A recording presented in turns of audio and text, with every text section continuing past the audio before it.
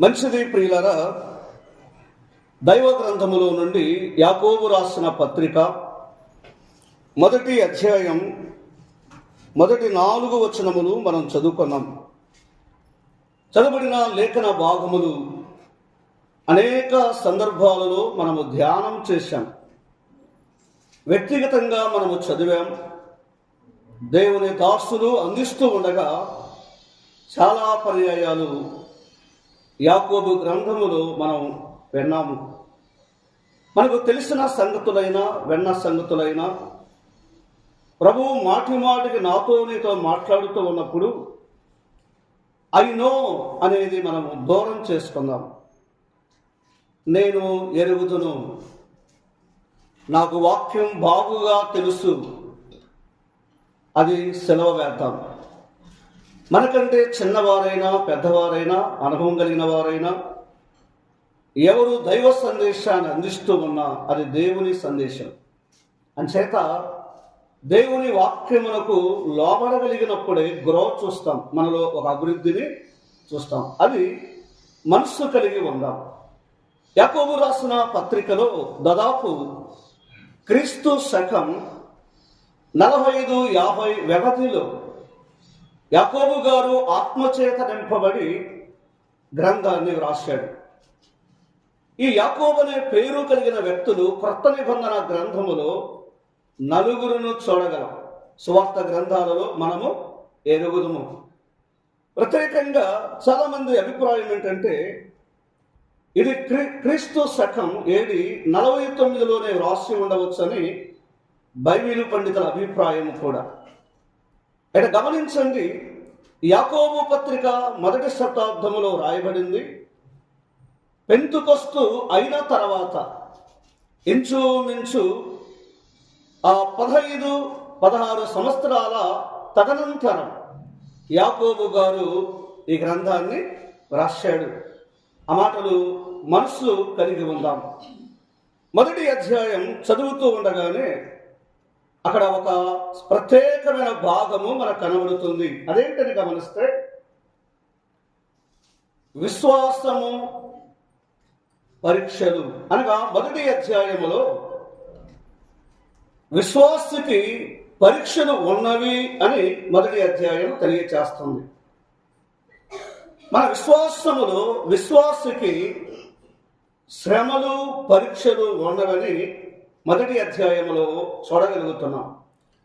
2వ అధ్యాయాన్ని మనము గమనిస్తూ ఉండగా విశ్వాసి సత్యము అనుసరించి నడవాలి, విశ్వాసి సత్యమును అనుసరించి నడవాలని 2వ అధ్యాయములో రాస్తున్నాడు.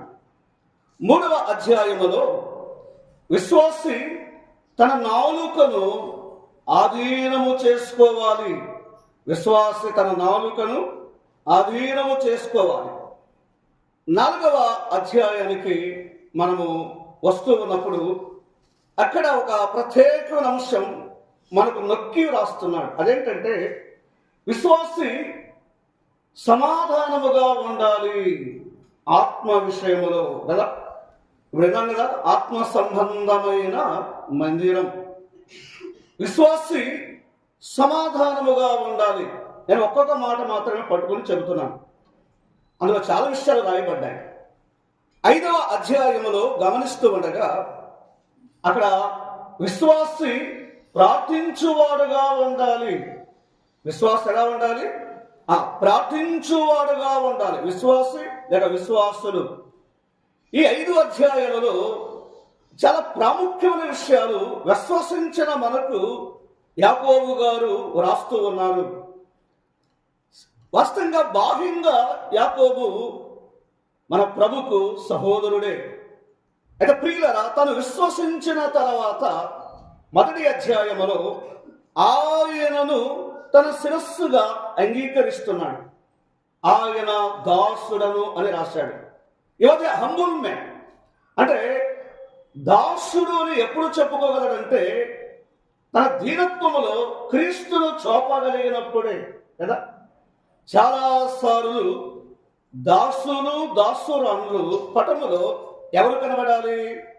ఆ క్రీస్తు ప్రభువు కనబడాలి. సరే, ఈ మొదటి అధ్యాయం మొదటి వచనములో చెదిరి ఉన్న వారికి వ్రాస్తున్నాడు. ఇప్పుడే చెదిరిపోయిన వారిని ఆదరించే వర్తమానం దేవుని దాసుని ద్వారా నేను చాలా ప్రోత్సహించబడ్డాం. ఆ చెదిరి ఉన్నవా ఎవరు చెదిరారు? ఎవరండి? అక్కడ ఉన్నదే చెప్పండి. కాదు, అక్కడ చెదిరిపోయిన వారు ఎవరు? చెదిరిపోయిన వారు శిష్యులు. మనం చదువుకున్న భాగంలో ఆ 12 గోత్రముల వారు ఇశ్రాయేలులు వారు చెదిరిపోయారు అని వ్రాస్తున్నాడు. సరే, మనకు అవసరమైన ఒక చిన్న సందేశాన్ని ఈ భాగంలో గమనిద్దాం.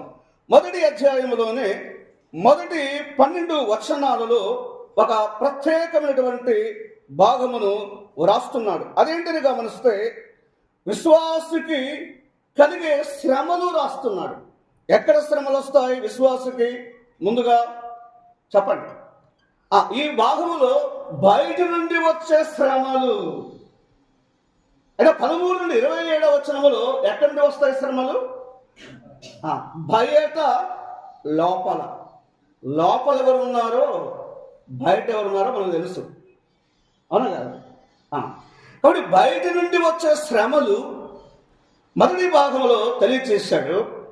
రెండవ భాగంలో లోపల నుండి వచ్చే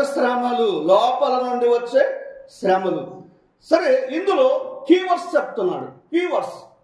ఆ కీవర్డ్స్ లో వీ హ్యావ్ టు కేర్ఫుల్. విశ్వాసీ శ్రమలలో జాగ్రత్త కలిగి ఉండాలి. వింటున్నాం కదా? ఇప్పుడు మొదటిసారి విన్నామా లేదా? అది హెచ్చరికతో కూడిన సందేశమే. ఇక్కడ విశ్వసించిన వారికి యాకోబు గారు రాస్తున్న సందేశం జాగ్రత్త కలిగి ఉండాలి. ఏ విషయంలో జాగ్రత్త? చూడండి, దైవ గ్రంథంలో మార్కు సువార్త 4వ అధ్యాయం తర్వాత అంశానికి వెళదాం. 24వ వచనం చూడండి. మార్కు సువార్త 4:24 సాయం చేయండి. మార్కు సువార్త 4వ అధ్యాయం 24. మరియు ఆయన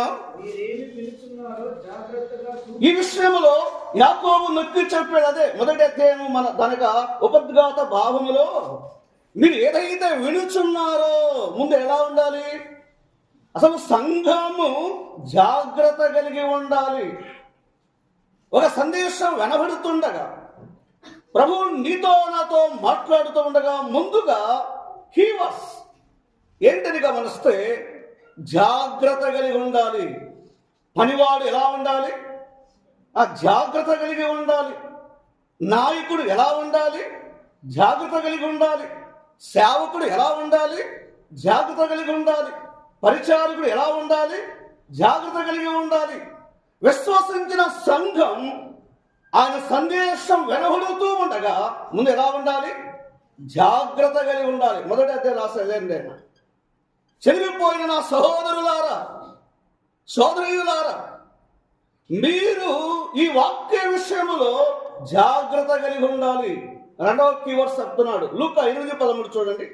లూకా 8:13 అయితే చదవండి. లూకా సువార్త 8వ అధ్యాయం 13 వచనం. ఆయన మీరే వారికి భోజనం పెట్టడని వారితో చెప్పగా వారు మన యొద్ద 5 రొట్టెలను 2 చేపలను తప్ప మరేమీ లేదు. 18వ వచనం చదవండి. 8:18 లూకా 8:18. కలిగిన వారికి ఇయ్యబడును. ఒకప్పుడు ఆయన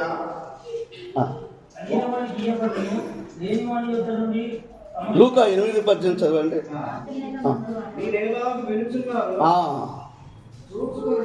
నేను నోటితోనే చెప్తాను, మీరు చదవాలనే ఉద్దేశంతో అక్కడ కూడా అలాగే చెప్పాడు. మొదటి అధ్యాయంలో ఈ సారాంశం కనబడుతుంది. వినేవారు ముందుగా వినుట అనే మాట ప్రారంభించాడు. ఈ అధ్యాయం ఉంది కదండి 19-20 వచనంలో. వినుట, మనం వినేటప్పుడు ముందుగా జాగ్రత్త కలిగి ఉండాలి. నేను అంశాలకు వెళ్ళలేదు, జ్ఞాపకం చేస్తున్నాను మీకు. ఇది నోటెడ్ రోమా 10:17 వినుట వలన కదా. ముందు స్థానిక సంఘం ఈ అనుభవానికి రావాలి. యాకోబు రాస్తున్నది ఇదేనండి. ఈ అనుభవానికి రాకపోతే ఇక ఆ లోపల బయట వస్తున్న శ్రమలు ఎందుకు వస్తున్నాయో మనకు అర్థం కాదు. అర్థమవుతుందా? అందుకే ఇప్పుడు జ్ఞాపకం చేస్తున్నాడు 2వ వచనములో, నా సహోదరులారా. సహోదరులారనే మాట ఇంచుమించు నేను లెక్క పెడితే 12 పర్యాయాలు కనబడుతుంది ప్రతి భాగములో. నా సహోదరులారా, వీఆర్ ఎ బ్రదరన్. ఇప్పుడే చెప్పాడు కదా సహోదరుడు. మనం ఎవరట? సహోదరులు, సహోదరీలు. 120వ కీర్తనలో కుమారులు అనే మాట కనబడుతుంది. నా సందేశం కాదు, జ్ఞాపకం చేస్తున్నా. కానీ ఇంగ్లీష్ బైబిల్లో చిల్డ్రన్. ఇప్పుడు చిల్డ్రన్ అంటే అక్కడ ఎవరెవరు ఉన్నారు? కుమారులు, సంఘములో సహోదరులు, సోదరీలు ఉన్నారు. ప్రతిసారి సహోదరులు బ్రదర్లో అంటున్నారు, సోదరులకు ఇంకేం లేదా అన్నట్టుంటుంది. వారి పని ఉంది, వారి పాత్ర ఉంది. అయితే వారికి అప్పగించిన పని వేరు, అది గుర్తించాలి బ్రదర్ సంఘాలు. అది భాగములో నా సహోదరులారా అని ప్రారంభించి మీ విశ్వాసమునకు, మన విశ్వాసానికి ఏమున్నాయని రాస్తున్నాడు ఇప్పుడు చెప్పండి. ప్రభువును అంగీకరించిన మన విశ్వాసమునకు ఏమున్నాయి? పరీక్షలు ఉన్నవి, శ్రమలు ఉన్నవి. ఇవి లేకుండా రిజల్ట్ రాదు, ఇవి లేకుండా విషయము లేదు. అయితే అసలు మన విశ్వాసమునకు ఎందుకు పరీక్షలు వచ్చాయి? మన విశ్వాసానికి ఎందుకు శ్రమలు వచ్చాయి? నేను భక్తి గలవాడను కదా, నేను ప్రార్థనాపరులను కదా, నేను నమ్మకస్తురాలను కదా, నా మూలముగా సంఘమునకు నష్టం కలగలేదే, నేను ఖర్చు అయ్యాను కదా, అవునా కదా? నా సమయమును, నా జీవితమును ప్రభువుకు నేను అప్పగించుకున్నాను కదా. మరి ఇంతగా నేను కష్టపడితే, ఇంతగా నేను శ్రమ పడితే ఎందుకు నాకు ఈ పరీక్ష? ఏం బ్రదర్, మనుషులుగా మనకు వస్తుందా లేదా? మీరు ఎవరికైనా హెల్ప్ చేశారకండి, మీ సహాయానికి, మీ ప్రయాసకు వచ్చే ఒక శ్రమ లాంటి పరీక్షతో కూడిన ఒక అవమానం ప్రారంభమైందనకండి, అప్పుడు మీరు ఏమనుకుంటారు? నేను ఎందుకు శ్రమ పడాలి? నేను ఎందుకు కష్టపడాలి? అసలు నాకైనా ఈ పరీక్షలు, నాకైనా ఈ శ్రమలు? అసలు యాకోబు రాస్తుంది అలా కాదు. మీ విశ్వాసమునకు వచ్చిన ఈ శ్రమ పరీక్ష ఎందుకో తెలుసా? ఎందుకు వచ్చాయట? నీ సేవకత్వములో, నీ నాయకత్వములో, నీ ఆత్మీయ జీవితంలో వచ్చే పరీక్షలు, ఈ శ్రమలు ఎందుకో అర్థం చేసుకోవాలి. అందుకే రాస్తున్నాడు, ఒక విశ్వాసి బలహీనుడైపోతాడు తనకు శ్రమలు వస్తాయి. ఆయన పనిలో పరిగెత్తేవాడు ఈ పరీక్ష గుండా వళ్ళుతూ ఉన్నప్పుడు తట్టుకోగలడా? ఇక్కడ మీ విశ్వాసమునకు అన్నాడు. ఎందుకు? 4వ వచనం చదవండి. ఎందుకో వివరణ ఇచ్చాడు.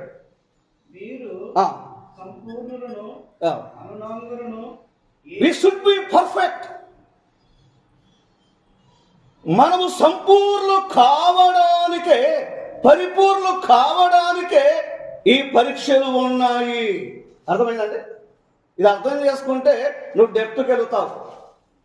లేకపోతే ప్రార్థన మానుకుంటావు, సహవాసం మానుకుంటావు, ఆరాధన మానుకుంటావు, పరిచర్య మానుకుంటావు, ప్రభుని గురించి మాట్లాడేది కూడా మానుకుంటావు. కానీ యాకోబు రాస్తున్నాడు, సహోదరులారా మీ విశ్వాసానికి గల పరీక్షలు ఎందుకంటే, ఆయన ఎందుకు మిమ్మల్ని పరీక్షిస్తూ ఉన్నాడంటే మీరు సంపూర్ణ కావడానికి. అసలు సంపూర్ణుడు ఎవరు? పరిపూర్ణుడు ఎవరు? సంపూర్ణుడు ఎవరు? పరిపూర్ణుడు ఎవరు? మన ప్రభువే కదా. ఆయన సారూప్యంలో మీరు కనబడాలి. పరిశుద్ధతలో, సాక్ష్యములో, మీ పవిత్రతలో, మీ నమ్మకత్వములో మీరు ఆయన వలె ఉండడానికే శ్రమలు వచ్చాయి. ఆయన జీవితాన్ని కలిగి ఉండడానికే శ్రమలు వచ్చాయి. ఇవాళ మనం అలా ఉన్న రిసీవ్ చేసుకుంటే భాగ్యమే కదా, భాగ్యమే కదా. దేవుని ప్రజలుగా ఎప్పుడైతే క్రీస్తులో పుట్టావో, ఎప్పుడైతే రక్షింపబడ్డావో అప్పుడే మనకు శ్రమలు అనుమతించబడ్డాయి. అంటే ఇప్పుడు ఈ మాటలు చదువుకున్నప్పుడు, యాకోబు గారు రాసే మాటలు ఇప్పుడు మనం ఏమనుకోవాలి? శ్రమలు కావాలి, అంతే కదా. నా ప్రభు శ్రమలు నాకు కావాలి, నా ప్రభు జీవితం నాకు కావాలి. ఎందుకు పరీక్షిస్తున్నాడు చూడండి. ద్వితీయోపదేశ కాండం 8వ అధ్యాయం 2-3 వచనాలు చూడండి త్వరగా. నాకున్న టైంలోనే మనం ముందుకెళ్తాం. ద్వితీయోపదేశ కాండం 8వ అధ్యాయం 2-3 వచనాలు. ఆయన ఆజ్ఞలు గైకొందువో లేదో నిన్ను శోధించి అసలు మన నిజ ఆత్మీయత, మన నిజ విశ్వాస జీవితం రుజువు కావడానికే. ఇప్పుడు ఎవరు నిలబడతారో ఎవరు పారిపోతారో తెలుస్తుంది, అవునా కదా.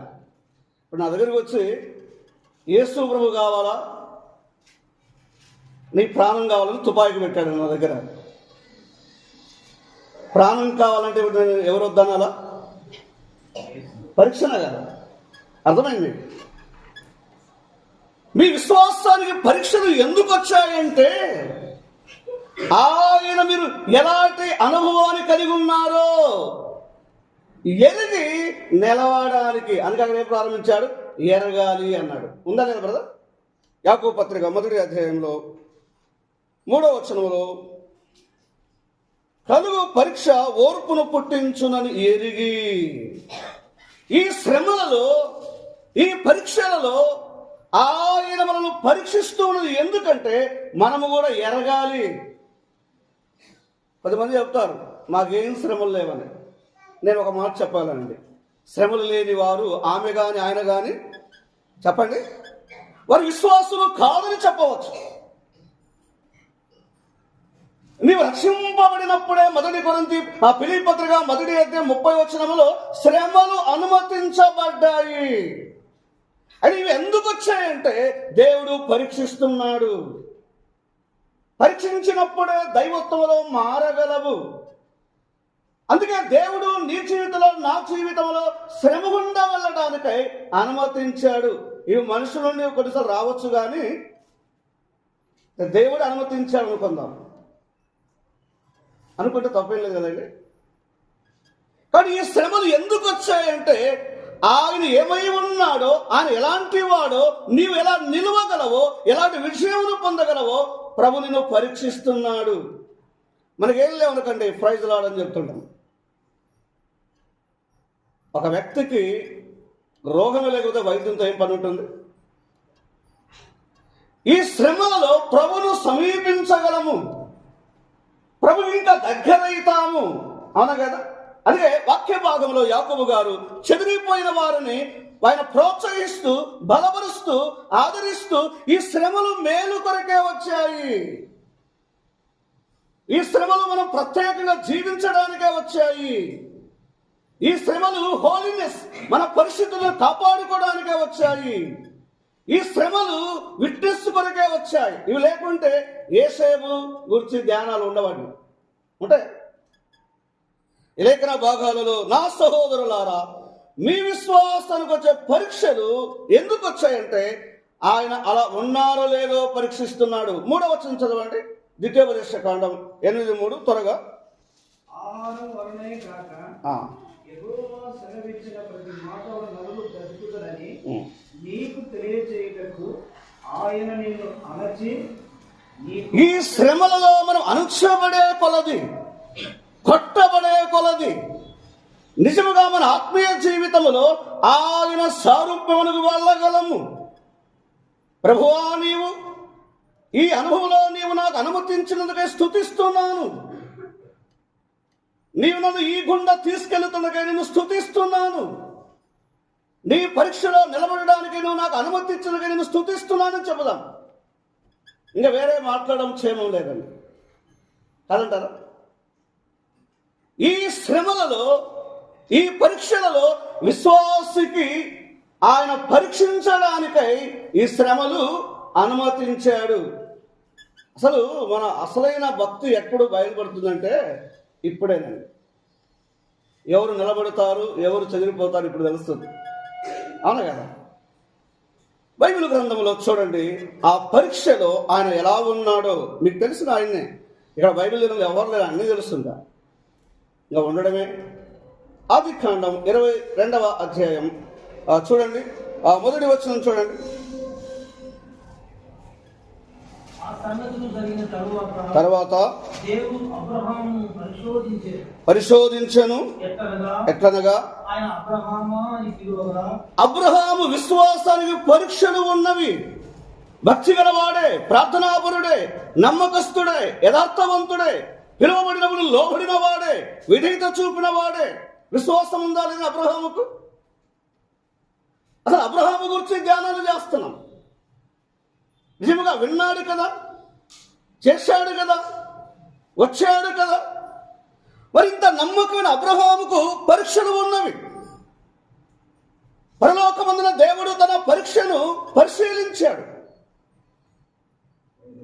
మా జీవితంలో శ్రమలు లేవు, అవమానములు లేవు, కష్టాలు లేవు, కన్నీళ్లు లేవు అనుకునే వారు ఇక్కడ ఎవరైనా ఉన్నారా? మాకు అలాంటి పరిస్థితులు లేవని చెప్పేవారు ఎవరైనా ఉంటే చెప్పండి. ఇంకా పరలోకమైన దేవుడు అబ్రహాం విశ్వాసాన్ని పరీక్షించాడు. దేవుడు మిన్నన, కుమారుడు మిన్నన ఇప్పుడు అర్థమైపోతుంది. అంతే కదా? ఈ శ్రమలలో నీవా క్రీస్తా? అబ్రహాం తన విశ్వాసాన్ని పరలోకమైన దేవుడు పరీక్షించాడు. తన విశ్వాసాన్ని పరీక్షించినప్పుడు దేవుడిచ్చిన స్టేట్మెంట్ ఏంటి? అబ్రహాముల గురించి దేవుడు ఏం స్టేట్మెంట్ ఇచ్చాడండి కదా, మనకు తెలుసు కదా. ఏమన్నాడు? ఒకే ఒక మాట అండి, చాలదా? 9వ వచనంలో, అబ్రహామా నువ్వు దేవునికి ఇస్ ఎ గాడ్లీ మ్యాన్.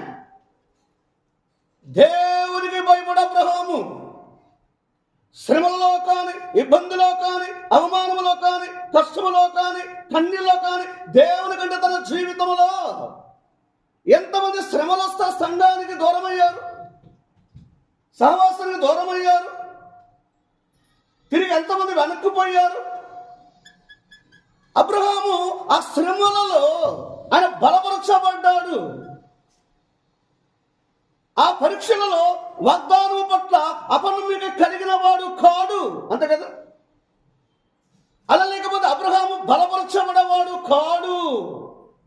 ఈ వాక్య భాగంలో యాకోబు రాస్తున్నాడు, మనకు కూడా ఈ భాగం, ఈ శ్రమలు ఎందుకు వచ్చాయంటే ఆయన పరీక్షిస్తున్నాడు. దేవుడు విడిచిపెట్టాడు అని అనుకోవడం పొరపాటు. నేను అలా ఎప్పుడు చెప్పకూడదు. మనం సంఘాన్ని విడిచిపెడతాడా? తన ప్రజలను విడిచిపెడతాడా? శ్రమలలో తన ప్రజలు కానీ సహాయము చేయడా, మేలు చేయడా? ఏమండి? అయితే ఈ శ్రమలలో మనం పరిపూర్ణతకు రావడానికి, ఈ శ్రమలలో మనం సంపూర్ణంగా చేయబడడానికి, మరి ఈ శ్రమలలో పరిపూర్ణతకు రావాలంటే మనం ఏం చేయాలి? ఎబ్రీ పత్రిక చూడండి, 6వ అధ్యాయం మొదటి వచనం చదవండి. మొదటి వచనం చదవండి. కాబట్టి నిర్జీవ క్రియలను విడిచి మారు మనసు పొందుటయు, దేవుని యందలి విశ్వాసమును, బాప్తిస్మములను కూర్చిన బోధయు, హస్త నిక్షేపణమును, మృతుల పునరుత్థానమును, నిత్యమైన తీర్పును అన్న పునాది మరణలేక క్రీస్తును కూర్చిన మూడోపదేశం మాని సంపూర్ణ మగుటకు సాగిపోదము. ఇక్కడ 3 విషయాలు చెప్పాడు. ఒకటి ఏం చేయాలి? బ్రదర్, సిస్టర్, నా మాట వినబడుతున్నాయి కదమ్మా? నేను ఇంకా గట్టిగా చెప్తాను కానీ డిస్టర్బెన్స్ కావద్దు. మీకు వినపడుతుంది కాబట్టి అంత గట్టిగా చెప్పడం లేదు. విశ్వాసి సంపూర్ణుడు కావాలంటే ఈ పరీక్షల శ్రమల ముందు ఏం చేయాలి? మీరు అక్కడ ఉన్న విషయాలు చెప్పండి చాలు కదా. 6వ అధ్యాయంలో 3 విషయాలు చెప్పాడు కదా. ఏం చెప్పాడు? మీరు బాగా చూసి చెప్పండి. Thank you brother. ముందు అది విడిచిపెట్టాలి. నువ్వు ఎక్కడున్నావు అది ప్రాముఖ్యం కాదు. 1 విడవాలి, 2 మానాలి. అంతే కదా? విడిచి మాని, మూడవది సాధనము, సాగిపొమ్ము, సాధకం, అభ్యాసం. ఈ అనుభవానికి వచ్చినప్పుడే నువ్వు పరిపూర్ణుడు కాగలవు. నువ్వు ఎక్కడున్నా, ఏ స్థలంలో ఉన్నా, ఇంతకు ముందున్న మనుషుడే నీలో ఉన్నాడు. అన్ని జీవక్రియలు ఉన్నాయి. సేవకుడు, నాయకుడు, పరిచారకుడు, ఆరాధకుడు కానీ ఉన్నాయి. ఆ మొదటి మనుషుడు చనిపోలేదు, అవునా కదా? అతడు చనిపోకపోతే, ఆ ప్రాచీన స్వభావాన్ని సిలువేయకపోతే క్రీస్తులాగా జీవించలేము, క్రీస్తులాగా పరిపూర్ణతలోకి రాలేము. అందుకే సాధకము చేయాలి, అభ్యాసము చేయాలి. ఉదాహరణ, నేనున్నాను, ఐఎమ్ ఫౌండర్. ఇప్పుడు ఎవరు వచ్చారు చెప్పండి? ఆ మనుషుడు వచ్చాడు. నేను చనిపోవాలి. ముందు నేను చనిపోయినప్పుడే పరిపూర్ణతలోనికి రాగలను. నేను చనిపోయినప్పుడే సంపూర్ణంగా ఆయన యొక్క రూపంలోనికి మారగలను. సంఘం అప్పుడే క్షేమంగా ఉంటుంది. నీ ఆత్మీయ జీవితం కూడా అప్పుడే క్షేమంగా ఉంటుంది. ఈ 3 అనుభవాలు మనకు చాలా ప్రాముఖ్యం. అందుకే మీ విశ్వాసం అన్నాడు ఈ పరీక్ష. కానీ కిందికి వచ్చే లోపల ఏమన్నాడు? ఆ 4వ వచనంలో, బ్రదర్ మీకు అలా తెలుసు కాబట్టి మీరు అని ప్రారంభించాడు. మీరు అనే మాట గుర్తించండి. మీ విశ్వాసము, తర్వాత మీరు. ఇది బహువచనం, ఒక వ్యక్తిని గురించి కాదు. అక్కడ సంఘముతోనే మాట్లాడుతున్నాడు. చెదిరిపోయిన ఇశ్రాయేలు ప్రజలతోనే మాట్లాడుతున్నాడు. నీవు నేను పరిపూర్ణతకు రావాలి, సంపూర్ణతకు రావాలి. ఇప్పుడు చెప్పండి, మనమందరం పర్ఫెక్టా? చెప్పండి. నేనేం పర్ఫెక్ట్ కాదని. అందుకే ఈ అనుభవానికి రావాలి అంటే ఈ పరీక్షలలో మన విశ్వాసమును కాపాడుకోవాలి. ఈ శ్రమలలో మన భక్తిని, మన పవిత్రతను, మన సాక్ష్యమును కాపాడుకోవాలి. అది చాలా ప్రాముఖ్యం. అందుకే యాకోబు గారు ముందు ఈ శ్రమలు ఎందుకు వచ్చాయంటే, డు నాట్ బి అఫ్రైడ్, భయపడకుడి, మిమ్మల్ని పరిపూర్ణంగా చేయడానికి వచ్చాయి. ఇది మేలు కాదా? ఎబ్రీ 12:10 మీకు శ్రమలు ఎందుకు వచ్చాయంటే మీరు ఇంకను పరిశుద్ధతలో ఎదగడానికే వచ్చాయి. ఇది మేలు కాదా? ఇది క్షేమము కాదా? కాబట్టి పరిశుద్ధతలో మార్చబడడానికి, రూపాంతర అనుభవానికి రావడానికి, క్రీస్తు వలె జీవించడానికి, ఆయనను సేవించే ప్రజలు ఎవరో ఈ పటములోనే గుర్తించగలరండి.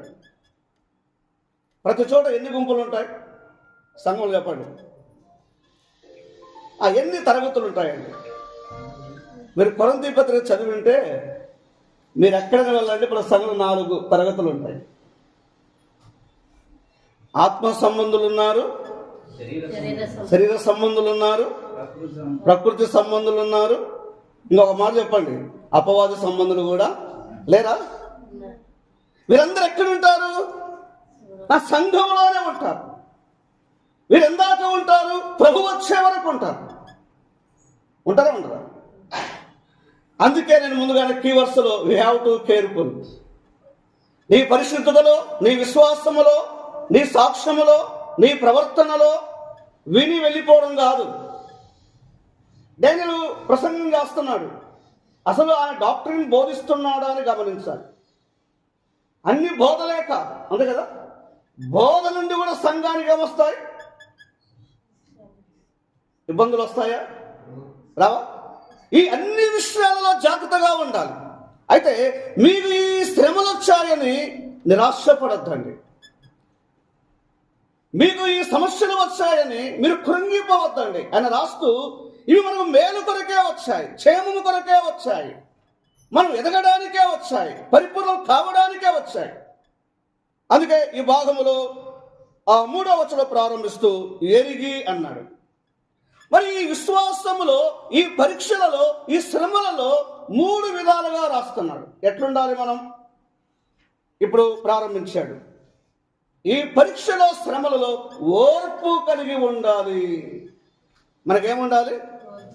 ఆ దేవుని ప్రజలుగా ఈ శ్రమలలో ఓర్పు అవసరం. ఒక మాట చెప్పాలంటే ఓర్పు అంటే అర్థం ఏంటంటే సహించుకుని వారముగా. సహనము కలిగి ఉండాలి. ఇది ఉంటే చాలండి. బైబిల్ గ్రంథంలో చూడండి, తెస్సలోనికు రాసిన 2వ పత్రిక 1వ అధ్యాయం 4వ వచనం చూడండి బ్రదర్. 2వ పత్రిక 1వ అధ్యాయం 4వ వచనం. అందువలన మీ హింసల అన్నిటిలోను మీరు సహించుచున్న శ్రమలలోను మీ ఓర్పును విశ్వాసమును చూచి మేము దేవుని సంఘములలో అతిశయపడుచున్నాం. అసలు తెస్సలోనిక సంఘస్థులు ప్రభు వైపు మళ్లించబడి ఎంతకాలం అయింది?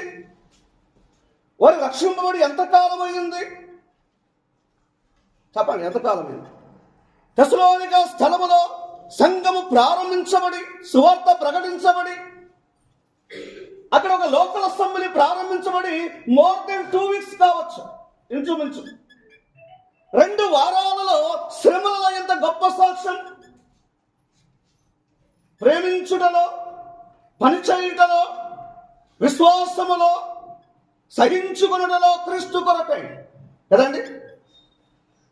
మరి వచ్చి గొప్ప సాక్ష్యం, ఫలాని సంఘములో ఫలాని సహోదరుడు ఉన్నాడు, ఆయన శ్రమ ఉండగలుగుతున్నాడు క్రీస్తు కొరకై, సంఘము కొరకై, పరిచర్య కొరకై, ప్రభువు కొరకై, వ్యక్తిగత జీవితం కొరకు కాదున్నప్పుడు ఇది ఎంత ప్రయోజనకరమైనటువంటి సాక్ష్యం. తెస్సలోనికులు ప్రభువును నమ్ముకొని చాలా తక్కువ కాలం అయిందండి. శ్రమలలో ఇలా ఉన్నారు, సాక్ష్యం కలిగి ఉన్నారు, అవును కదా?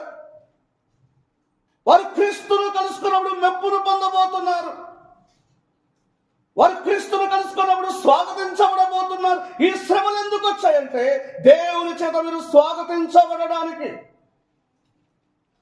అనగా పాపం చేసే శ్రమ పడుట కంటే, వింటున్నారా, తప్పు చేసే శ్రమ పడుట కంటే సాక్ష్యము కలిగి హింసలలో, శ్రమలలో, అవమానములో, నిందలలో క్రీస్తు సాక్షిగా నిలబడడం, అది మనకు మేలు కాదా? అది ప్రయోజనము కాదా? అది క్షేమము కాదా? మీరు ఎప్పుడు నమ్ముకున్నారంటే ఐ గాట్ 50 years ఎక్స్పీరియన్స్ అంటారు. 50 ఏళ్ళ ఆత్మీయ వయసు అనుభవంలో శ్రమకు తట్టుకోలేకపోతున్నాం, అవును కదా? విశ్వాసి క్రీస్తు కొరకు జీవించడం ఇది పాన్పు లాంటిది కాదు. నీకు అర్థమవుతుందా? ఈ శ్రమలలో ఈ లోక భోగము కొరకు కాదు, నీ సపరేషన్, నీ ప్రత్యేకత రుజువు చేయాలి. తెస్సలోనిక సంఘం సోదరిమణులు, సహోదరులు సేవలో మాదిరి, శ్రమలలో మాదిరి, సువార్త ప్రకటించడంలో మాదిరి, శ్రమలలో సిలువనెత్తుకొని క్రీస్తు సాక్షులుగా ఓటిని చెందలేదు. కానీ ఈ పరీక్షలు వారి గురించి పౌలు సాక్ష్యం ఇస్తున్నాడు. మన సాక్ష్యం వినబడాలండి. శ్రమలలో కూడా వారు ధైర్యంగా ప్రభు పని చేస్తున్నారు, పారిపోలేదు, చెదిరిపోలేదు, క్రీస్తువు యోధులుగా నిలబడ్డారనే సాక్ష్యం. అయితే ఈ పరీక్షలలో క్రీస్తు సహనం నాకు నీకు యేసు ప్రభు ఎందుకు సహించుకున్నాడు? చేతగాకనా? ఎవరి బదులు 12వ అధ్యాయం చదివి మనకు అర్థమవుతుంది కదండి. ఎందుకు సహించుకున్నాడు బ్రదర్, సిస్టర్? యేసు ప్రభు వారు ఎందుకు సహించుకున్నాడు? 12వ అధ్యాయం అందరికీ తెలుసు. ఆయన ఎందుకు ఓర్పుతో ఆ పరుగు పందెంలో వెళుతున్నాడు? దేవుని కుమారుడు కదా, సార్వభౌముడు కదా, సమస్తం ఆయన మూలముగానే ప్రజలు, సంఘం. అసలు నాకు అక్కడ అర్థమైందంటే తన ముందున మహా ఆనందము కొరకు, అనగా ఆ ఆనందం ఏంటి? సంఘమేనండి. రోమాపత్రిక 4:25. ఆయన శ్రమ పెట్టబడబోతే ఈనాడు పాపం మానులుగా ఉన్న మనము సంఘముగా ఏర్పడేవారము కాదు. ఆయన ముందున్న ఆనందం ఏంటంటే ఆ శ్రమలలో, అవమానములో, నిందలలో నెగ్లెక్ట్ చేశాడండి. ఆయన శ్రమలు చూచిన వాడు కాదు. ముందున్న ఆనందం. ప్యాలెస్ కావాలి అనుకోలేదండి మోజెస్, రాజా భవనము కావాలనుకోలేదండి మోషే కదా. శ్రమలే కావాలి, దేవుని ప్రజలే కావాలి. మోషే పరీక్షలో యేసేపు పరీక్షలో, దానియేలు పరీక్షలో, శత్రుఘ్న మెషక్ అబేద్నెగోలు పరీక్షలలో వారు నిలబడ్డారు. రాజ్యాలు, ప్రభుత్వాలు, చట్టాల మీద జయం పొందడానికి ఆ పరీక్ష వచ్చింది. క్రీస్తు యోధులకు జయము కొరకై వస్తుంటాయి. అలాగే ఎలా చేయాలి? సహించుకోవాలి. ఇక్కడ తెస్సలోనిక సంఘానికి వయస్సు అనుభవం తక్కువ, కానీ ఎంత మాదిరి, చాలా ఏళ్ళ నుండి మాదిరి కలిగి ఉన్నారు. శ్రమ పెట్టే వారు ఉన్నారు, ఇబ్బంది పెట్టేవారు ఉన్నారు. నా మట్టుకైతే వారు క్రీస్తులో జన్మించే అనుభవం లేదని అనుకుంటున్నాను కదా, కొత్తగా జన్మించే అనుభవము లేకపోవడం. అయితే ఈ సహనము ఎలా ఉండాలి? 1 పేతురు చూడండి 2:20, తెలిసిన మాటలే. త్వరగా మనకున్న టైంలో మనం ముందుకు వెళదాం, టైం కూడా అయిపోతుంది. చదవండి. తప్పిదములకై దెబ్బలు తినినప్పుడు మీరు సహించిన యెడల ఈ మాట పట్టుకోవాలి. అన్నిటికీ సహించాలని కాదండి. 10 మంది అన్నిటికీ రాజు పడుతుంటారు, అవును కదా, ఏమన్నా చేయండి ఎస్ బ్రదర్ అంటుంటారు.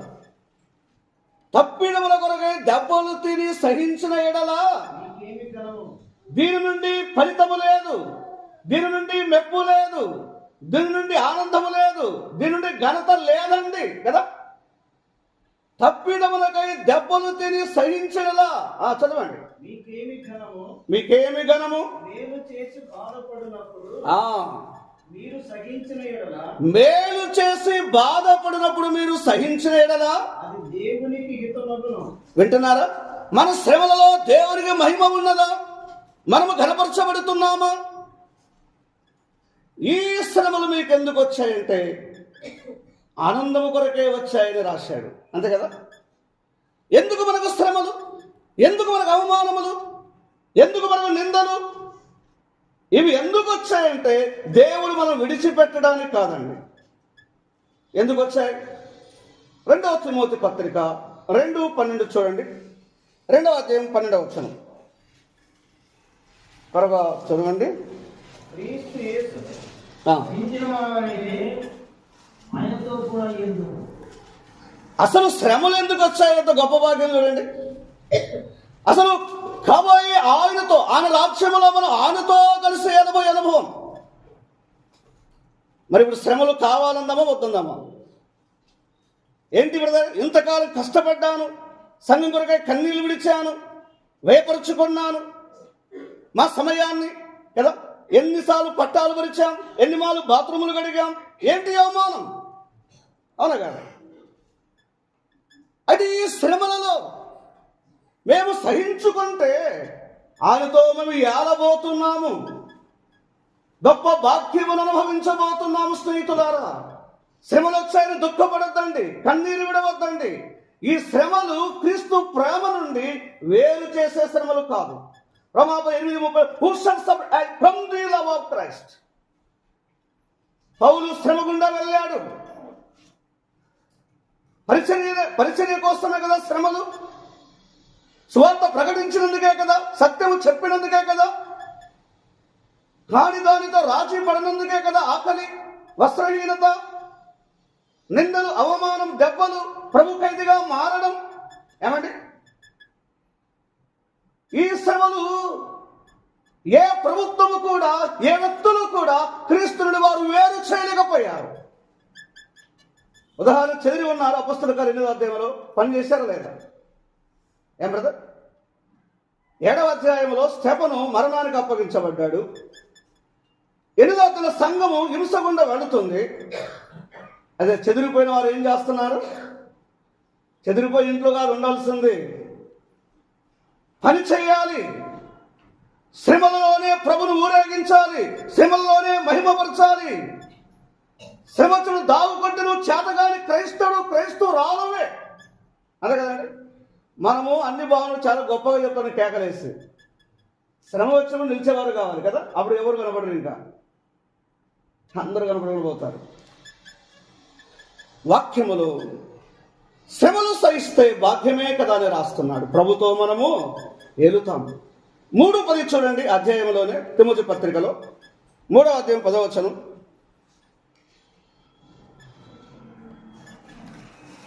త్వరగా చూడండి.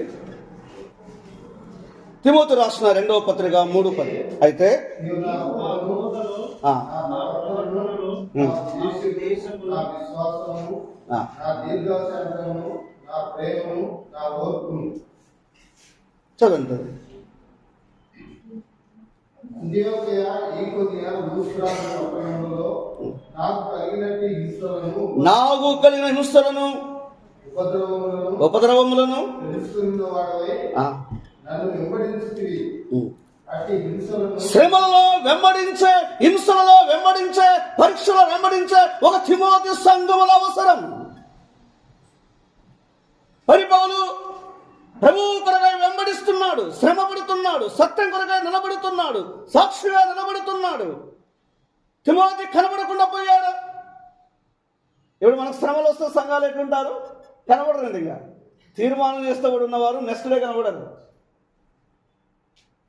సంఖ్యలలో పౌలుతో ఉన్నాడు తిమోతి, సంఖ్యలలో లుకా ఉన్నాడు, అరిస్తార్కు ఉన్నాడు కదండి. ఆయన మాటలు విన్నప్పుడు, ఆయనతో బోధింపబడినప్పుడు, ఆయన తండ్రిగా ఆదరిస్తున్నప్పుడు అందరూ మేలు పొందారు. విడిచిపోయిన వారు కూడా ఉన్నారా లేదా? ఉన్నారా? అది వాక్య భాగాన్ని చూడండి. తిమోతి బాగున్నప్పుడు నిజమైన కుమారుడు కాదు. తిమోతి చిన్నవాడే కానీ ఆయన యోధుడు, యోగ్యుడు, శ్రమలలో పాలువాడని చెప్పుకుందాం. ఎలాగైనా దేవుని సాక్ష్యం నిలబడాలి. ఈ శ్రమలలో, ఈ పరీక్షలలో, ఈ హింసలో వారు కలిసి పని చేశారని చెప్పొచ్చండి. ఒక మాట చెప్పుకుందామా? They are working together. వారు కలిసి పని చేశారు. దేనిలో? శ్రమలలో. నా శ్రమలు చూసి నువ్వు సిగ్గుపడి కనబడకుండా ఉన్నవాడివి కాదు. ప్రభుత్వం మీద నిలబడాల్సి వచ్చింది, ప్రజలైతే నిలబడవలసి వచ్చింది. వాటన్నిటిలో కూడా తిమోతి ఉన్నాడా లేదా? ఈ సహనం ఇవి ఎందుకు వచ్చాయంటే మత్తయ్య గారు రాశారు, మీకు ఎరుగుదురు కొండవే ప్రసంగంలో. అవి మనం ఫలము పొందడానికే. ఎందుకు వచ్చాయి శ్రమలు? ఎందుకు వచ్చాయి హింసలు? తిమోతి పత్రికలో కూడా రాస్తున్నాడు కదా. ఈ హింసల్లో, ఈ శ్రమలలో నిజంగా భక్తి గలవాడిగా కనబడడానికి ఈ శ్రమలు రుజువు, హింసలు రుజువు. దేవుని ప్రజలారా, యాకోబు అందుకే మీ విశ్వాసమునకు మీరు పరిపూర్ణులు కావడానికి. అందుకని అలా చెప్పాను. మీ విశ్వాసం ఈ పరీక్షలలో, ఈ శ్రమలలో వి షుడ్ బి పర్ఫెక్ట్. మనము పరిపూర్ణులు కావడానికి శ్రమలు వచ్చాను అప్లై చేద్దాం. ఒక సోదరి నా భర్త మారలేదని ఏడుస్తుంది, ఒక సోదరు నా భర్త మారలేదు. ఏంటి ఈ శ్రమ? క్రీస్తు శ్రమలలో ఇవి ఎన్నదగినవి కావు. ఏం బ్రదర్? శ్రీమంతుడైన దేవుడు అవమాన గుండా వెళ్ళాడు, మౌనిగా ఉన్నాడు. అందుకే విషయం అండి, దైవ గ్రంథములో అసలు యేసు కూడా శ్రమ లేవని చెప్పాడా? ప్రభు నమ్ముకుంటామా? మనం చాలాసార్లు చెప్తాము కదా. అపొస్తలుల కార్యగ్రంథం 16 యోహాను 16వ అధ్యాయము 33 చదవండి. తెలిసిన మాటలు చదువుకుందాం. లోకములో మీకు శ్రమ, ఆయనను ధైర్యము తెచ్చుకొనుడి. ఇప్పుడు అర్థమవుతుంది. ఏలడానికి, ప్రతిఫలం పొందడానికి. మూడవది ధైర్యం కోసం వచ్చాయండి, క్రీస్తు కోసం ధైర్యంగా నిలబడడానికి. అవును కదా? ఎందుకు ఈ శ్రమలు, ఎందుకు ఈ అవమానాలు, ఎందుకు ఈ నిందలు? క్రీస్తు కోసం ధైర్యముగా ఉండడానికి. మేము కర్ణాటక ప్రాంతంలో 10 ఏళ్ళు పరిచయంలో ఉన్న అమరావతి ప్రాంతంలో అన్నలు వెపన్స్ తీసుకుని వచ్చారు చర్చిలోకి. వెపన్స్ చాలా భయపెడుతున్నారు, సంఘ పెద్దలకు ఇబ్బంది పెడుతున్నారు. నేను మాట్లాడుతుంటే, యేసు ప్రభు నువ్వు సైలెంట్, నువ్వు గాయన కావాలా, నువ్వు అవసరం మాట్లాడదు. మన సహనం, ఆ శ్రమలలో, ఆ అవమానములో మన చిరునవ్వు, మన ప్రార్థన, అవి ఎన్నడీ కూడా వ్యర్థం కావు. కానీ ఒక ఫ్రూట్ఫుల్ ఉంటుంది. అందులోనే 2-3 నక్సలైట్లు ప్రభువుని నమ్ముకున్నారు. వింటున్నారా? ఈ శ్రమలలో ఒక కారణం ఉంది. ఈ శ్రమలు దేవుని పని అద్భుతంగా ముందుకెళ్ళడానికే, నువ్వు క్రీస్తు సారూప్యంలో మారడానికే, ప్రభును సమీపించడానికే. ఒక బస్ స్టాండ్లో నేను ప్రోత్సహించాలని చెప్తున్నా, సెల్ఫీస్గా అనుకోద్దండి. హ్యాండ్ బ్యాగ్ తీసుకొని, కరపత్రాల బ్యాగ్ తీసుకొని, నేను రోజు 5 గంటలకే, ఇక్కడ మా సోదరుడు మనోహర్ బ్రదర్ ఉన్నారు, ఆయన కూడా చూశాడు, పల్లెలో అప్పుడు వచ్చి బి సోమన కుమారుడు. రోజు 5 గంటలకే మన గ్రామాల్లో ఉంటాం, సైకిల్ మీద, హ్యాండ్ మైకు, నేనే పాటలు పాడాలి, నేనే సువార్త చెప్పాలి, డోర్ టు డోర్, నేనే పత్రిక, ఎవరు లేరు, బార్డర్, ఆర్ఎస్ఎస్ భజన సోదరులు. రోజు బస్ స్టాండ్లో బస్సు కొరకు వెయిట్ చేస్తే ఒక బ్రదరు భూతరాజు అని, ఆయన లెక్చరర్ అండి, నేనే ప్రభు నమ్మకం చెప్పలేదు, వచ్చి చెప్పు తీసుకొని కొట్టాడు. God bless you, thank you brother. దానికి ఒక మాట బలంగా తెచ్చాడు, బైబిల్ చించాడు, కాలు ఎత్తాడు. మనం అప్పుడు అందరూ వచ్చి వాళ్ళతో ఎందుకు, వాళ్ళు దేవుని నమ్ముకున్నారు అని అలా 10 మంది సపోర్ట్ చేశారు, మనం మౌనం ఉండిపోయాం. 15 ఏళ్ల తర్వాత మేము అనంతపురం వచ్చాము. అనంతపురం బస్ స్టాండ్లో నడుస్తూనే నాకు కనబడ్డాడు. అప్పుడు నుండి మేము బ్రదర్ కొరకు ప్రార్థన చేస్తూ వచ్చాము. నెక్స్ట్ డే కూడా వారి ఇంటి దగ్గరికి వెళ్ళి అదే సైకిల్ తీసుకుని వెళ్ళి మళ్ళీ స్వాగతం, ఎంత సిగ్గు లేదు మీకు అని చెప్పేవాడు. థ్యాంక్ యూ బ్రదర్, పర్వాలేదు వినండి, మీరు మా సోదరులు చెప్పేవాడు. అదే సార్ అని పిలుస్తున్నాడు. మరి ఇతను ఏం తిట్టాలని పిలుస్తున్నాను అనుకున్నాను నేను. వందనాలు సార్ అంటున్నాడు. వింటున్నారా? శ్రమలో దాగున్న రహస్యం ఏంటంటే, ఈ పరీక్షలో దాగున్న రహస్యం అంటే, ఒక విజయం మన ముందు ఉన్నది, ఒక మెప్పు మన ముందు ఉన్నది, ఒక ఘనత ఉన్నది, ఒక బహుమానం ఉన్నది. భూమి మీద ఉన్నంత కాలం బహుమానం నీకు లేదు. ఉందా? ఏముందో చెప్పండి? అవమానం ఉంటుందండి, అంతే, ఇంకా బహుమానం ఉండదు. ఈ అవమాన పరీక్షబడినప్పుడే క్రీస్తులో ఒకరోజు మన విశ్వాసం పరీక్షించినప్పుడు మెప్పును పొందబోతున్నాడు. అందుకే అపొస్తలుల కార్యం 14:22లో ఏమన్నాడు? దేవుని రాజ్యంలో ప్రవేశించే వరకు ఏమి శ్రమను అనుభవించాలి అన్నాడు. అందుకే యాకోబు గారు శ్రమలలో నిరాశపడొద్దండి, శ్రమలలో కృంగిపోవద్దండి. ఈ శ్రమలు మనకు మేలు కొరకు వచ్చాయి, మన పరిస్థితుల్లో ఎదగడానికి వచ్చాయి, ఇంకా క్రీస్తుకు సమీపం కావడానికి వచ్చాయి, క్రీస్తుకు ధైర్యంగా ఉండడానికి వచ్చాయి. ఈ శ్రమలన్నిటిలో కూడా ఈ పరీక్షలో మనకి ఏముంది? మేలుందా లేదా? అవన్నీ మేలులే. అందుకే ఇప్పుడు ఒక ఆయన థీమ్ చేస్తున్నాడు. నేను 2-3 మాల్చవి ముగింపు చేస్తాను, టైం కూడా అయిపోతుంది. చెప్పిన టైంకి నేను 12 ముక్కలు క్లోజ్ చేస్తాను. ఒక థీమ్ చేస్తున్నాడు, ఒక థీమ్, ఒక తీర్మానం. చూడండి బైబిల్ గ్రంథంలో ఫిలిప్పీ పత్రిక 3వ అధ్యాయం 10-11 చూడండి. ఫిలిప్పీలకు రాసిన పత్రిక 3వ అధ్యాయం.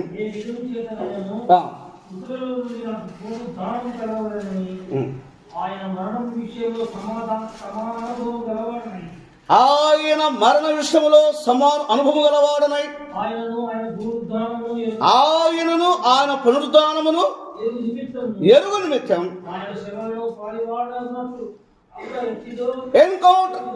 క్రీస్తు అనుభవానికి వెళుతున్న పౌలు ఈ శ్రమలలో నేను ఆయన పునరుద్ధాన శక్తిని, ఆయన బలమును ఎరిగి అనుభవం గుండా వెళుతాను. ఇది చెప్పుదాం. ఉదయకాలం పౌలు శ్రమ గుండా వెళుతున్నాడు. అయితే ఈ పునరుద్ధాన అనుభవంలో నేను క్రీస్తు కొరకై వెళుతాను. ఒక న్యూ గ్లోబ్ చేద్దాం, ఒక కొత్త నమూనా ఇవాళ. ప్రభువా, నాకు శ్రమలు కావాలి. నా విశ్వాసంలో పరీక్షలు ఎందుకో నాకు అర్థమయ్యింది. ఎందుక ఈ శ్రమలు నేను అనుకున్నాను. తప్పు చేసి శ్రమపడట కంటే ఈ మంచి పోరాటములో నా విశ్వాసను కాపాడుకోవడానికి నువ్వు నిలబడుతున్నావు, నీ అనుమతిని బట్టి స్తుతిస్తున్నాను అని ప్రభువుతో చెప్పుదాం. ఈ భాగములో మీరు చూడండి, ఇప్పుడు చూడండి 1వ అధ్యాయంలోని 2వ వచనములో, నా సహోదరులారా మీ విశ్వాసమునకు అన్నాడు. 2వ అధ్యాయం చదవండి బ్రదర్. 2వ అధ్యాయం 1వ వచనం చదవండి. నా సహోదరులారా, నా సహోదరులారా, మహిమ స్వరూపియగు మన ప్రభువైన యేసు క్రీస్తును గూర్చిన ఆ, విశ్వాస విషయములో మోమాటం కలవారు గమనించండి. విశ్వాసములో మోమాటము గలవారు ఉండకూడదు అంటే మన విశ్వాసంలో సిగ్గుపడేవారముగా ఉండకూడదు. ఒకటి, మీ విశ్వాసాన్ని ప్రారంభించాడు మొదటి అధ్యాయములో. రెండవ అధ్యాయములో మీ విశ్వాసములో మోమాటము గలవారై ఉండకూడి, అంటే సిగ్గుపడేవాడుగా ఉండకూడదు. తన విశ్వాసములో ఈ శ్రమలలో, ఈ పరీక్షలో, ఈ అవమానములలో సిగ్గుపడని పనివారముగా మనం ఉండాలి. అందుకే మీ విశ్వాసములో అన్నాడు. అక్కడ మహిమాస్వరూప ప్రభు, ఆయన ప్రతినిధులుగా, ఆయన రాయభారులుగా, అక్కడ మహిమాస్వరూపుడు మన ప్రభు అయిన క్రీస్తే. ఎఫెసు 1:10 అలా చెబుతుంది. ఆ మహిమల దేవుని యొక్క ప్రత్యక్షతలో మీ విశ్వాసములో సిగ్గుపడని వారుగా ఉండండి. అది ఏ విశ్వాసం? ఈ విశ్వాసం మనం ఎలా అనుభవానికి తెచ్చింది? 5వ వచనం చదవండి. 2:5. నా ప్రియ సహోదరులారా, ఆలకించుడి. ఈ లోక విషయములో దరిద్రులైన వారిని విశ్వాసమందు భాగ్యవంతులుగాను పరమ భాగ్యమును ఇవ్వడానికి ఈ విశ్వాసం మనం ఏం చేసింది? వింటున్నారా? మీ విశ్వాసం పరిపూర్ణులు. మీ విశ్వాసం సిగ్గుపడొద్దండి. ఈ విశ్వాసం రాజ్యముకు తెచ్చింది అని అర్థం. ఏం లేదా? మన విశ్వాసం దేవుని రాజ్యమే కదా, అవునా కదా? మనం కలిగి ఉన్న విశ్వాసం ఏంటి? ఇక్కడే ఉండాలనా? మన విశ్వాసములో పరమ వాక్యం. ఆ వాక్యం ఏంటనగా ఆయన రాజ్యములకు మనము అర్హులమయ్యాము. అందుకే కదా రాజులం, అన కదా? ఈ విశ్వాసము రాజ్యములకు తెచ్చింది. రాజ్యం యాకోబు ఎంకరేజ్ చేస్తున్నాడు, రాస్తున్నాడు. అందుకే ఈ విశ్వాసం గల పరీక్షలలో సిగ్గుపడద్దండి. ఈ పరీక్షలలో ఆనందం ఉంది, మేలుంది, ఏలుతారు, రాజ్యం ఉంది కదా. ఇంకేం చెప్పాడు ఈ విశ్వాసం గురించి? 14 వచనం చదవండి. 2:14 చదవండి. నా సహోదరులారా, ఇదండి కదా, మనకేం లేదు విశ్వాసం. ఈ మొదటి 5 అధ్యాయాలు ఏంటంటే విశ్వాసముతో కూడిన క్రియలు ఉండాలి. శ్రమ పడుతున్నాం, అవమానపరచబడుతున్నాం, నిందింపబడుతున్నాం, ఓరేగిస్తున్నాం, సాక్షులుగా ఉన్నాం, కానీ విశ్వాసము ఉంది. మనకేం లేవండి. ఆయన రాసేది ఏంటంటే ఇప్పుడు ధర్మశాస్త్రం మూలముగా కాదు. యాకోబు సత్యం తెలుసుకొని, ఇప్పుడు పాత లేఖనాలు తెలుసండి వారికి, తెలియదా? అందులో నుండి వచ్చిన వాడే కదా, యూదా గోత్రంలో నుండే కదా, ఇజ్రాయిల్లో నుండే కదా వచ్చింది యాకోబు గారు. ఇక్కడ రాస్తుంది ఏంటంటే విశ్వాసం ఉంది, కానీ ఇప్పుడు క్రియలు లేకుండా ఈ విశ్వాసం ఏం చేస్తుంది? రక్షిస్తుంది, అవునా కదా? ఈ విశ్వాసముకు, రక్షణకు క్రియలు అవసరం లేదు. ఎఫెసు 2:8 అదేనండి. క్రియల వలన కాదు, విశ్వాసము ద్వారమే మీరు యవనుడా యవనస్తురాలు ఈ కొడుకులు రక్షింపబడ్డావా? ఇంకా నువ్వు రక్షణ లేకపోతే టుడే సాల్వేషన్, ఈరోజు అనుకూల సమయం. నువ్వెంత ఘోర పాపివైనా, దొంగవా, త్రాగుబోతువా, వ్యభిచారివా, నరహంతకుడువా, ఎవరినైనా ప్రభు ప్రేమిస్తాడండి. అంతే కదా? మానవుని ద్వారా ఈ ప్రేమను పొందలేవు. ప్రభు ఎద్దకు వస్తావా? 10 మంది మందిరానికి వస్తున్నారు, విశ్వాసం ఉంది, కానీ హృదయం ప్రభుకి ఇవ్వలేదు. యవనుడా యవనస్తురాలా, ఏ వయస్సులో ఉన్నా ప్రభువు నీ హృదయాన్ని ఇస్తే నీవెంత ఘోర పాపివైనా ప్రభు అయిన క్రీస్తును విశ్వాసం ఉంచితే ఎలాంటి వ్యక్తినైనండి. 1 కొరింథీ 6:9-10 చూస్తాం కదా. అవన్నీ కలిసి ఏంటి నిర్వచనం? పాపం. అది కలిగి దేవుని రాజ్యానికి వెళ్ళలేము. అంటే ఆ రాజ్యానికి వెళ్ళాలంటే ప్రభు అయిన యేసుక్రీస్తునందు విశ్వాసం ఉంచితే చాలు. నిన్ను ఉచితముగా రక్షిస్తాడు, నీ పాపాలు కడిగి నేను పరిశుద్ధుడుగా నీతిమంతుడుగా చేస్తాడు. 11వ వచనం, చెడిపోయిన కొరింథీయులు సువార్తలో విశ్వాసం ఉంచారు. సువార్త అంటే యేసుక్రీస్తు ప్రభువే. వారు ప్రభు ఎదుగు రాగా పరిశుద్ధులుగా నీతిమంతులుగా చేయబడ్డారు. నేను 7వ తరగతిలోనే ప్రభువుని నమ్ముకున్నానండి. ఇంకా అంత పెద్దగా లోకం గురించి అర్థం కాలేదు. 21వ సంవత్సరమే ప్రభుకు సమర్పించుకున్నాను. కర్ణాటక బార్డర్గా వెళ్ళాము. అయితే ఇక్కడ ఒక మాట నొక్కి చెబుతున్నాడు, నమ్మని వారికి విశ్వసిస్తే రక్షణ. అయితే నమ్మిన మనతో ఏం చెప్తున్నాడు? విశ్వాసులకు ఏముండాలి? ఆ వచనంలోనే ఏముండాలి చెప్పండి? క్రియలు ఉండాలి. మన విశ్వాసం క్రియలు ఎట్లుంటాయంటే చూడండి, 1 యోహాను పత్రిక ముగింపుకు వస్తాను నేను. 3వ అధ్యాయం 17వ వచనం చూడండి. 3:17 చూడండి. ఈ లోకపు జీవనోపాధి గలవాడే ఉండి ఆ. తన సహోదరునికి లేమి కలుగుట చూచియు తన సహోదరునికి లేమి కలుగుట చూచియు అతని ఎడల ఎంత మాత్రము కనికరము చూపని కనికరము చూపని వాని యందు ఆ. దేవుని ప్రేమ ఎలాగ నిలుచును? ఆ. చిన్నపిల్లలారా, మాటతోను నాలుగతోను కాక క్రియతోను సత్యముతోను ప్రేమించము. సహోదరులారా, కొద్దిమంది మాటలు చెబుతున్నారండి. బ్రదర్ మేమున్నాం కదా. ఎవరైనా సహోదరుడు మన సంఘములో బాధలో ఉన్నాడా, కష్టములో ఉన్నాడా, శ్రమలో ఉన్నాడా, ఇబ్బందిలో ఉన్నాడా, ఆర్థిక గుండా వెళుతున్నాడా, సేవకులు కూడా రూరల్ ఏరియాలో సేవకులు కష్టాల్లో ఉన్నారు. వారి చిన్న సంఘాలు ఉంటాయి. సంఘములలో విధవరాళ్ళు ఉన్నారు, దిక్కులేని అనాథులు ఉన్నారు, యూనివర్సల్గా మీరు ఉన్నారండి. అంతే కదా, లోకలే కాదు బయట కూడా ఉన్నారు. సార్వత్రికంగా మనకేంటి? విశ్వాసులమే, రక్షింపబడిన వారమే, సంఘమే. చలిగాచుకునుడి కదా, ఇలా మన మాటలు ఉంటాయండి.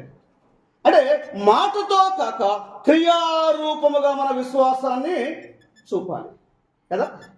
గ్రంథం అలాంటి వారు ఉన్నారండి, వారికి సాక్ష్యం ఉంది. ఇంటికి వెళ్ళి చదివిన టైం లేదు. ఫిలోమోను 1:4 7వ వచనములో ఫిలోమోను సాక్ష్యం. అతను ప్రేమనిచ్చేవాడు కదండి. అతని విశ్వాసం ప్రేమనిస్తుంది, ఆదరణ ఇస్తుంది. పరిశుద్ధులందరికీ కూడా ఆదరణ, విశ్రాంతి. ఎంత మంచి సాక్ష్యం! నా సహోదరా ఫిలోమోను, నిన్ను గురించి విన్నాను. నీ విశ్వాసం, నీ సాక్ష్యం ఏంటంటే నీ ద్వారా పరిశుద్ధులందరికీ ఎవరైనా మనకు ఎదిగిన వారు ఉంటారు కదా, మన సంఘానికి వచ్చేవారే. మనం ఏం చేయాలి? మాటలు కాదండి, క్రియారూపముగా మన విశ్వాసం. ఇవి కూడా ఇక్కడ రాస్తున్నారు యాకోబు కదా. సహోదరులారా,